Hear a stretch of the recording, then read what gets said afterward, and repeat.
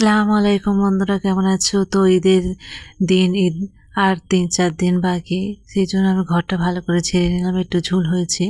তো ঈদের সময় ঘর বাড়ি গোছানো থাকলে মনটাও ভালো থাকে, সব মানে ফিটফাট থাকলে সুন্দর লাগে দেখতে। সেজন্য ঘরটা আমি ভালো করে ঝেড়ে নিয়েছি। নেওয়ার পরে সানসেটে আমি জিনিসপত্রগুলো পেরে ভালো করে ঝেড়ে নেব। তো যারা ঈদের সময় এরকম ঘর বাড়ি ঝাড়ো তারা অবশ্যই কমেন্টে জানাবে। আর আমি ঘরটা ভালো করে ঝাড়ার পরে সানসেটে জিনিসপত্রগুলো পেরে নিয়েছিলাম, দেখতে পাচ্ছ সব ফাঁকা করে দিয়েছি।